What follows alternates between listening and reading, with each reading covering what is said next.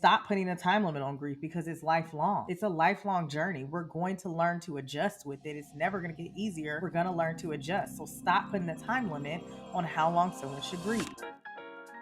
Welcome to This Too Shall Suck podcast, a fresh perspective on grief.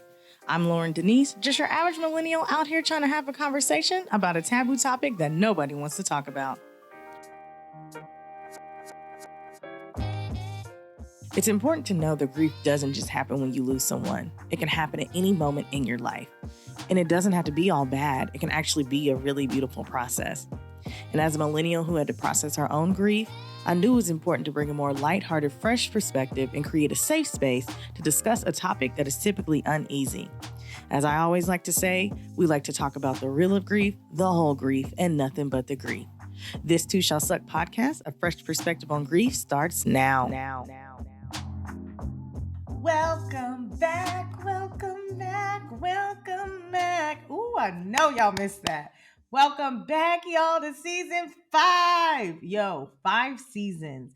5 seasons of This Too Shall Suck podcast. And I am forever grateful for you all for rocking with me for 5 whole seasons. My 2-year anniversary is about to come up. I am just like in shock that I have been doing this 2 years, that I have had the honor and privilege to be able to share my story, help people in their grieving journey. And I am just forever grateful. If I have not told you already how much I love you all and how grateful I am, I just want to start off by saying thank you. Thank you. I know it's been a hefty break. I know my last episode came out in December, and I told you guys I was taking some time to grieve because I was having a really hard time, really just processing a lot of what happened in 2021, the good and the bad. And I knew that I had some big moves coming up. And so here I am, as you can see. I am sitting right now in my living room of my brand new place in Charlotte, North Carolina. So I have relocated from Ohio and I'm currently in the Queen City, as they call it, Charlotte, North Carolina, and I'm loving it so far. I've been here since the end of January and I love the energy. I'm loving the weather. Because y'all know it was cold in Ohio. So I'm loving the weather and I'm loving being in a space where I have friends here. I'm making new friends every single day. And I'm just in a better space than I was in December when I decided to take that time to grieve. But what I will say is that, man, this first 90 days of 2022, been trying your girl. Okay? You want to talk about grief? You want to talk about chaos? Trying your girl. I feel like I need to do a full episode on the grief of moving because literally I could take the whole episode on that, but I don't want to do all that because, man, just know I had to move 3 times in a 30-day span. Like I moved from Ohio to my apartment. That apartment, long story short, was infested with cockroaches. I had to move out of that apartment into my friend's house. Angels let me live with them for 2 weeks. And then now I moved into my brand new place that you see here, which is not even still done. Like my office and my podcast studio is upstairs, but the movers broke my desk. So listen, that's a whole nother episode for another day. Okay. Or maybe I'll share it with you guys on social media. But man, I'm just so grateful to be back here recording my season 5 episode. And before we get started, number one, if this is your first time here, welcome. I am just so grateful to have you here. And if you are coming back, listen, rock with me for 5 seasons. You know I love you. So I just love y'all so much. And before we dive in, of course, make sure you subscribe on Apple, on Spotify, on YouTube, and wherever you're listening. Make sure you rate, review as well, because that's just going to help me get the message for grief out here, which is especially important for this topic we're going to be diving into today. So the topic we're going to be diving into today is grief, prolonged grief disorder, or grief and is it a disorder? Really, is grief a disorder? You know what? I think that's what I'm going to name this episode, is grief a disorder? Because this episode really came about because an article came out recently in the New York Times. And I have, y'all, let me tell you how much this article has clearly sent me over the edge. I have 3 pages of notes. If you see me on YouTube, I have 3 pages of notes here that I'm about to go through because I was just flabbergasted at this article. So the article is called "How Long Should It Take to Grieve?" Psychiatry has come up with an answer. First of all, what? I saw that name and I was just like taken aback. I was like, I'm sorry. When did you get to decide how long is the right time to grieve? This is the problem overall. Like, this whole article is based on that literal problem that you all are talking about. How long should it take to grieve? Psychiatry has come up with the answer. That's the problem with society, is that you all are trying to put a time limit on everything. But see, let me reel it back in because I'm gonna get upset. So I'm just gonna go over some points because I'm gonna put the article in the show notes because I do want you guys to read it and I would love to um, hear your opinions on it. But I'm just gonna pull out a few talking points and then we're just gonna like, I just want to share my opinion because so many people have reached out to me about it. Like, Loryn, have you seen this? And I'm like, yes, I've seen it. And I reserved my comments for this episode because I know there's a lot of people listening who have struggled with having that prolonged grief, which basically I'll get into in a second. With prolonged grief is just like what they deem is grieving too long, essentially, right? So, again, this was written on, it was written on March 18th, but on March 25th, it was updated, which interesting. And so basically psychiatry, or they basically deemed prolonged grief as a new disorder. And it honestly has, and again, these are kind of talking points pulling out because I'm just like, this is a joke. It has always been a debate on whether intense grief should be a target for medical treatment, which, why has that always been an intense debate? Like, at the end of the day, does grief affect your mental health? Yes. But to say that it needs to be a medical treatment, this is all a money ploy to me. That's neither here nor there. Actually, it is here nor there, and I'm going to dive into it. And so the new diagnosis is actually called prolonged grief disorder, and it applies to people who are incapacitated by their grief, or they say pining and ruminating a year after a loss and unable to return to previous activities. I'm so what I'm reading from this, what I'm hearing or what I'm reading is that someone who is grieving a year after their loss and is not able to return to previous activities now has is now diagnosed with prolonged grief disorder. So you're telling me if I can't go and, maybe me and my mom used to go to a specific store all the time.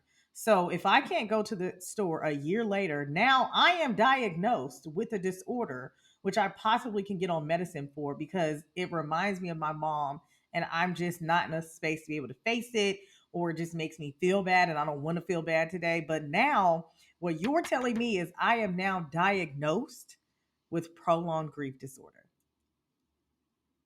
It's the audacity. And so clinicians can now bill insurance companies for treating people for the condition. And so what this is going to do, it's going to open streams of funding for research and treatments. Drugs like naltrexone, which treats addiction, which is interesting that if you have an addiction, we'll just say to pills, that a drug is going to treat that addiction. But again, very interesting. So they're currently testing that out, or it's in the clinical trial, shall I say, for grief therapy. And what this is going to do is set off a competition for approval of meds by FDA. And so I say, you know what? Let me look up naltrexone and just kind of see like what it is, what the side effects are. Here are some of the side effects of naltrexone, and I'm sorry if I'm saying it incorrectly.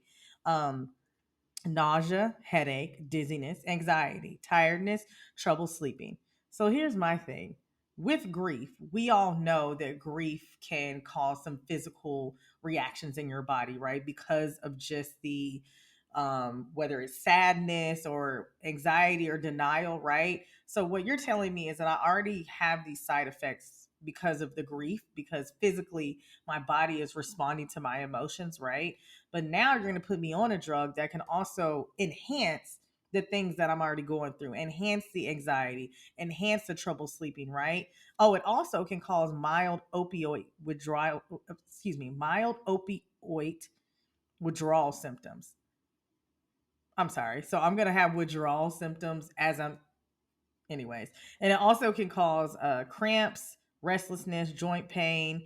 And actually, it says you can, sudden opioid withdrawal symptoms can occur within minutes of taking it. Wait a minute. Wait. Let me put my notes down. Wait a minute. So what you're telling me is that I already am experiencing this emotional roller coaster, right? And so now it's been a year, I can't do certain things, or certain things remind me of that person or that loss. And so now you've diagnosed me with prolonged grief disorder. So now you put me on a drug to try and help me with said prolonged grief disorder. So I already dealt with anxiety. I already dealt with trouble sleeping. I already dealt with maybe tiredness every now and then, because again, these are all reactions to what happens in your body when your emotions are controlling it, right? And then you're going to add a drug on top of that that can not only enhance it but cause other things within minutes of me taking it, simply because I'm grieving.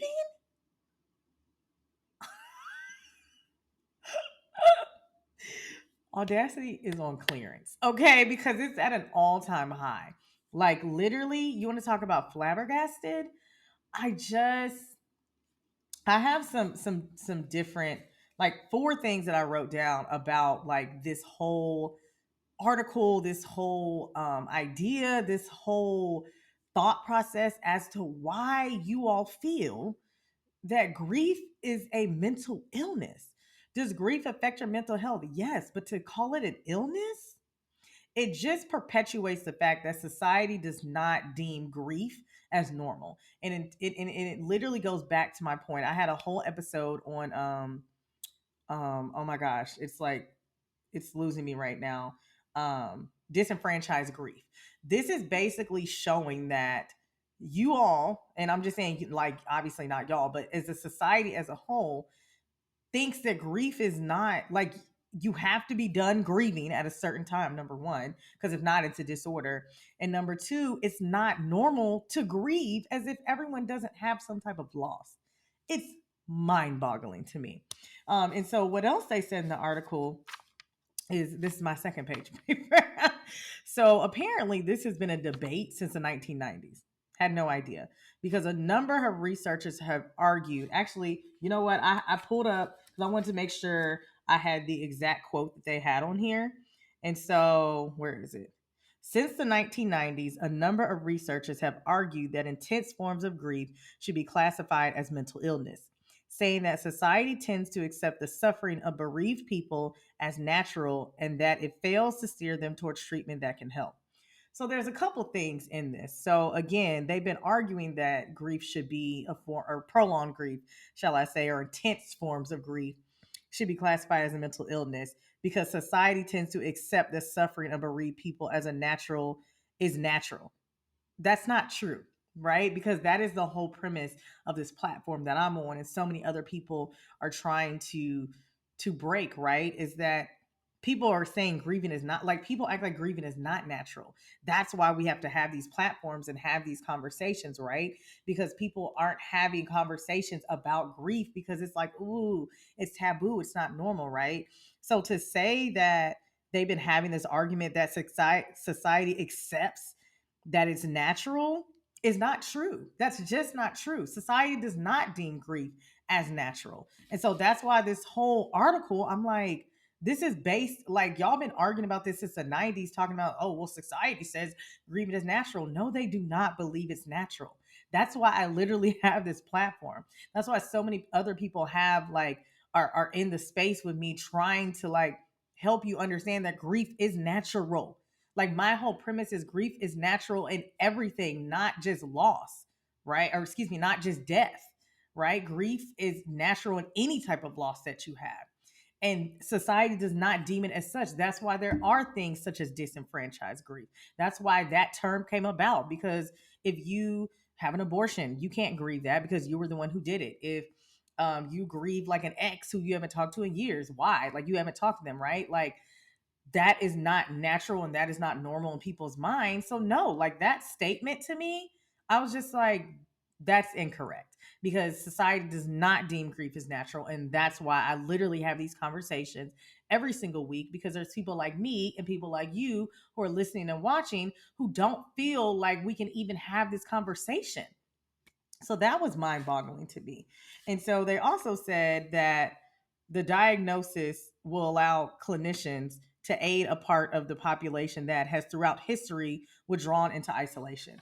So I wanted to touch on that as well, because the reason that people who are grieving, the reason that we go into isolation is because it goes back to my point that I was just talking about. We don't feel like that we can talk about our grieving because it's not a normal conversation. It's not a natural conversation as society deems it as so, right? And so to say that, oh, this is going to allow them to come out of isolation, no, that's just going to make people be like, oh, well, you got an illness because you're grieving. You know what I'm saying? That's going to make people withdraw even more. That's going to make them go into more isolation. Because if you're telling me that I now have a mental illness because I'm grieving, 7 years after my mom has passed, is mind boggling. And I know somebody's listening, like, that's not what they're saying. They're saying if it's debilitating.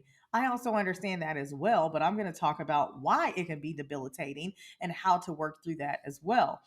Because again, like, to say that somebody has an illness because they're grieving, a mental illness because they're grieving, we already know how society looks at mental illnesses, right? So then you're going to add that on top of it and be like, well, this is going to allow them to come out of isolation. No, it's not. It's going to literally put people back into isolation. The people who are grieving are going to go into isolation so much more now, because now you've deemed my grieving as a mental illness. And we already know how society looks at mental illnesses. And so some doctors actually, which I'm like, shout out to these doctors. Some doctors are arguing that categorizing grief as a mental illness pathologizes a fundamental aspect of the human experience. And basically, pathologizing just means, treating it as abnormal, unhealthy, which again is to my point. Like, if you categorize grief as a mental illness, you're going to literally say that if you're grieving, that's not normal. What? So you're saying that literally, like, any type of loss, that feeling, that grief associated with it is not normal. That's what you're literally telling people by putting or categorizing this as a mental illness. And so I agree with these doctors of, like, you're literally saying that it's not normal to have a fundamental human experience, which is mind boggling to me. And then some doctors also believe that there will be false positives, which was before I even got to that part of the article. I was like, so many people are going to take advantage of this and it's going to be a problem.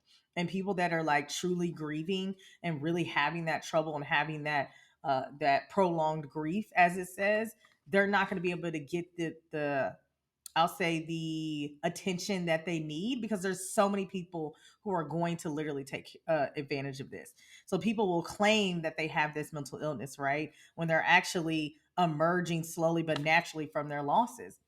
So a lot of people who experience losses, they're like, oh, well, have like now what some doctors are saying is that, okay, there are people who just take longer than others to come out of that, right? But people are going to say like, oh, well, now I have this, kind of out or this outlet, right? To say, oh, I have this mental illness, instead of really acknowledging the fact that they're slowly coming out of this illness. And it doesn't, or not illness, like this moment, like grief is a lifelong thing, but that heavy part of it, it takes time to get out of there. Some people get out of it quicker than others, but like, you're just naturally going to emerge out of it, as opposed to these doctors are saying like there's going to be so many people who take advantage of that and try and use that to their advantage, and that's what concerns me as well.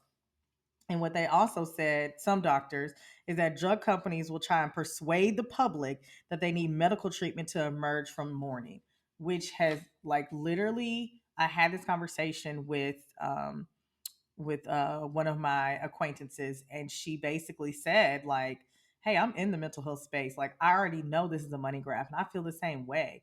Like, for you to say that you need medicine to like stop mourning, or you need medicine to really push through and move forward in your loss, what? So I need a drug in order for me to stop feeling like I so what you're telling me is that, like, I can't feel a way about having a loss. Like, I can't feel a way about losing my parents.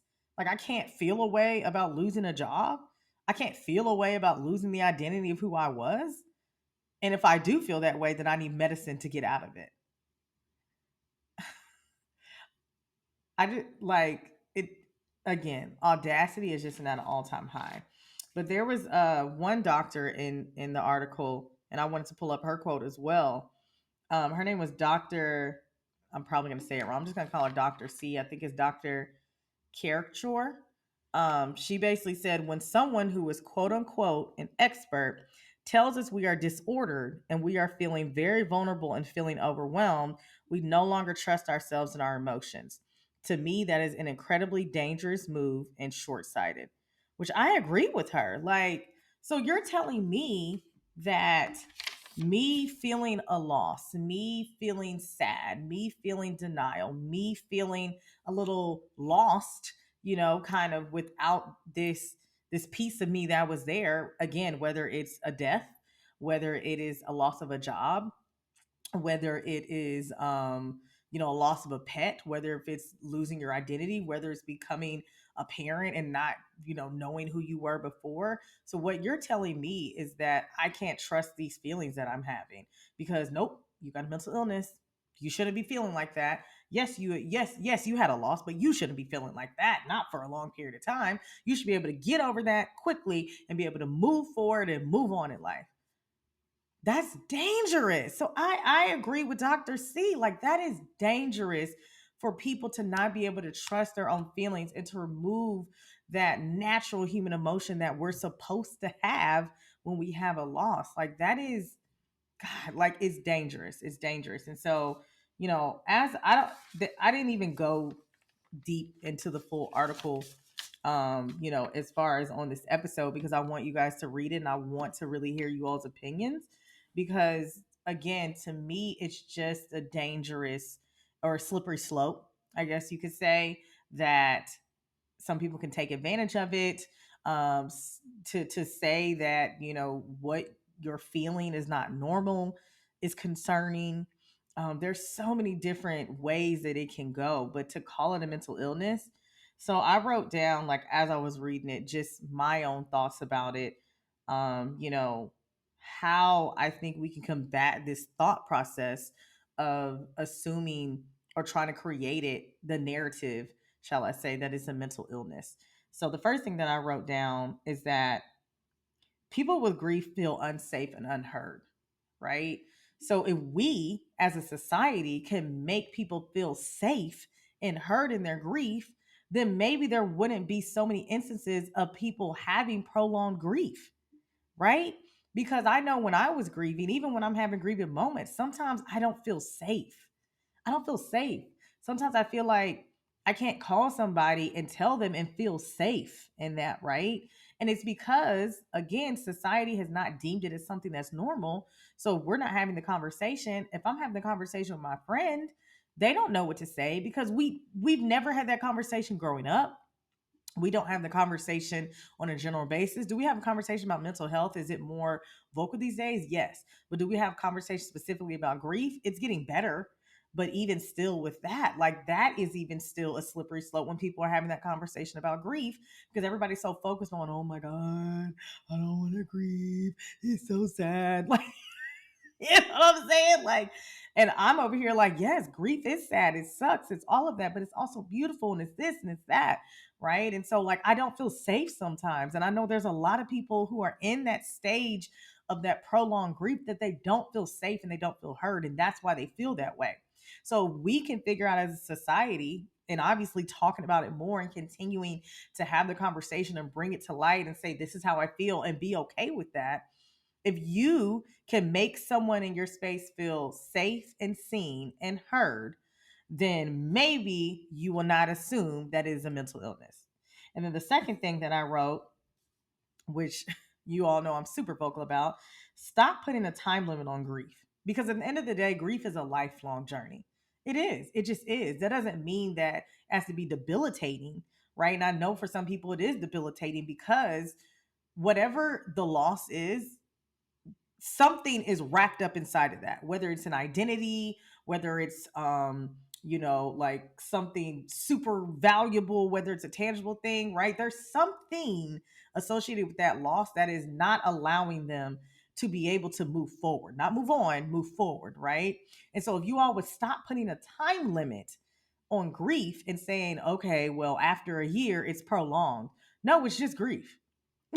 Right? Because grief is lifelong. Again, like I always say, grief is just a passenger in your car of life. It's going to mess with your radio. It's going to spit flick ball. Was it flick spitballs? Flick spitballs. Flick. Flick spitballs at you. It's going to mess with the AC. It's going to even try and like turn the wheel a little bit, but you're going to learn to ride along life with its distractions as long as you don't let it drive, right? So to say that after a year somebody is having this prolonged grief disorder and that somebody again, even saying it's prolonged, grief doesn't have a time limit. So take the time limits off of it, allow people to be seen, safe, and heard, and stop telling people that after a certain amount of time they have to move on. That's not real. That's not true. The third thing that I wrote, the reactions from grief can be treated, but grief cannot be treated. I'm going to say that again. The reactions from grief can be treated, but grief cannot be treated. So, anxiety, that can be treated, right? Depression, that can be treated, right? Sleep loss, that can be treated, right? These things can be treated. But stop, like, you cannot treat grief. You cannot treat grief. You can treat the reactions from it or the side effects from it, but you cannot treat grief. So the fact that you're telling me that you can treat grief is mind boggling to me. It's mind boggling to me that you think that you can treat something that is a natural human occurrence, a natural human emotion. It's mind boggling to me. So that, like, mind boggling. And then the last thing that I wrote is, how about we just let people know that they aren't alone? A lot of people who are having this prolonged grief or uh, um, this grief that is incapacitating is they feel like they're alone. They feel like they're alone. They feel like they're the only ones going through that. They feel like they're the only ones who can't move on in a day. They feel like they're the only ones who can't get out of bed. They feel like they're the only ones who wear black all the time because that's their way of paying honor to their loss, right? Or their old self or whatever it is, right? How about we as a society work to let people know they aren't alone, because what you're feeling is normal. It's not abnormal. It's not abnormal to grieve. It's not abnormal to feel sad for a long period of time. It's not abnormal to cry sometimes. It's not abnormal to feel happy even after grieving and then feel guilty about being happy. These things are normal. So, how about we do that? And then we wouldn't be putting a name on something. We wouldn't be saying after a certain amount of time, it's this. We wouldn't be saying that this person needs to do this after a certain amount of time. How about we just let people know that they're not alone and that I feel you? I don't necessarily like understand, right? And that's what I said in my last season. Like, even though I'm grieving, like, even though you may have lost your parents, right? I always say, I get it, but I don't understand because I don't know what your relationship was with your parents, right? Like, I don't understand, how you grew up. There's a lot of nuances there that I can't fully say I understand, but I can say I get it because I've been through that stage of it. I've been through that emotion of it, whatever it is, right? So, how about we start having conversations to let people know that they're not alone instead of telling them that after a certain amount of time they have a mental illness? Out of a certain amount of time, they should be doing this or getting back to their normal life, because there's no, like, whatever your normal was before your loss is no longer there, because whatever that is gone, whether it's a job, whether it's a loss of a life, whether it's, a dog, whether it's your identity, that's gone. So now you have a new normal. So to tell people that after a certain time that they have to go back to normal because if they don't, they have an illness. How about we instead say, hey, I know you're adjusting to your new normal, and I'm sorry that you had that loss. How can I support you? Because I want you to know you're not alone in this journey. I may not fully understand what you're going through, but I get it. And I also am here to support you. And even if I don't get it, I just want to be here to support you. And I know you may not know what that looks like right now, but I'm just going to be here and I'm going to watch and see how I can support you. How about we do that instead of going ahead and deeming somebody a mental illness and try to put them on medicine because you're trying to make their grief an illness? Yeah. So, just again, people with grief feel unsafe and unheard. So, we as a society work better to make people who are grieving feel safe and heard. We won't deem it as an illness, and it won't be as prolonged as y'all assume. And stop putting a time limit on grief because it's lifelong. It's a lifelong journey. We're going to learn to adjust with it. It's never going to get easier. We're going to learn to adjust. So stop putting a time limit on how long someone should grieve. And the reactions from grief can be treated, but not grief. You cannot treat grief. You can treat the side effects from it, like an anxiety, a depression, all of those things, but you cannot treat grief. So let's stop acting like that grief can be treated. And the last thing is let people know that they aren't alone. You're not alone in your grieving journey. I'm here.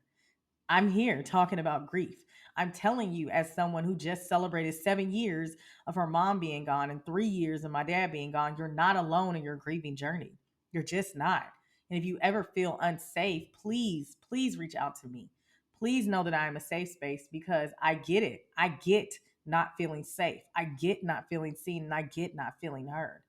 But do not allow doctors to tell you that you have an illness because you are grieving, because what you're feeling is a normal human emotion. Whether it's been 1 month, whether it's been 1 day, whether it's been 1 year, whether it's been 11 years, right? Don't allow somebody to tell you that after a certain amount of time, you have to change how you feel because it makes them feel uncomfortable. Because essentially, that's what this article is saying. Hey, these people are like not able to move forward in life. And so it's making me feel uncomfortable. So we're going to go ahead and diagnose them, give them some medicine, and hope that helps. That's essentially what you're saying. Grief is not a disorder. Grief is not a mental illness. Grief is a natural, emotional, human state that we're all going to go through, whether we choose to acknowledge it or not. So stop trying to make someone feel as if something is wrong with them because you don't know how to eloquently articulate that I don't know how to support you. I don't know what to say. And so instead of me saying that, I'm going to deem it as this because that's just an easy way for me to push it off. I'm not having it. I'm not having it. I'm not having it. So if you are a person who is, in this state of what they call prolonged grief, or you feel like you've been grieving for too long, you're not. You're not. You're not grieving for too long. You just need a light. You feel like you're in a tunnel and you just need a light. And you're like, please, somebody just give me a light. I just want a light at the end of the tunnel. Because right now, all I see is a tunnel and I don't see a light. And I know you just want a light. Because I've been there. It's just dark. Hello, it's dark. I can't see anything. I just want a light. And I get it. I get it. And it's okay to just want a light. Nothing is wrong with you for just wanting a light. Nothing is wrong with you for feeling how you're feeling. It's normal. So don't let anybody make you feel that way. Okay? Please don't make anyone let you feel that way. Because as you're going through this journey of trying to navigate the world, adjusting to your new normal, as you're trying to navigate these feelings and these emotions that you've never had before, as you're just trying to navigate who you are in this grief journey, in this lifelong journey that we're calling grief, in this club that none of us asked to be a part of. Remember, as I always say, and as I always in my episodes, be kind to yourself and give yourself grace, because if you don't, who will? That's it, guys. That is it for season 5, episode 1 of This Too Shall Suck podcast, A Fresh Perspective on Grief. If you haven't already, make sure you rate, review, and subscribe on Apple Podcasts, Spotify, YouTube, and wherever you are listening. And follow me on social media on Instagram, Facebook, and LinkedIn at This Too Shall Suck podcast. Send me a DM. Let me know you read the article. Let me know what you think. I love responding to you guys. Or if you don't have social media, feel free to shoot me an email at hello@thistooshallsuckpodcast.com. I love responding to you all there as well. This episode and every episode was produced by Mike Sick, and all the original music you hear on every podcast was produced by Jimmy Samaj. Listen, you guys, I love you all so much. I'm sending you love and light in your life because you deserve it. I'll see you on the next episode. Mwah. All right, my loves, I hope you all enjoyed that episode. You can actually listen to This Too Shall Suck podcast, A Fresh Perspective on Grief, on all listening platforms. And make sure, if you're not already, following me on social media on Instagram and on Facebook at This Too Shall Suck podcast. And you can hit my website as well, learn more about your girl, Loryn Denise, at www.this2shallsuckpodcast.com. If you love this episode, if it resonated with you, make sure you hit that like button. Let me know, because I know I need to make more videos like that for you. And meet me in the comments. Let's talk about it. I love, love, love talking to y'all. And make sure you definitely hit that little bell, that little subscribe button. Thank you guys as always, and I'll see you on the next episode.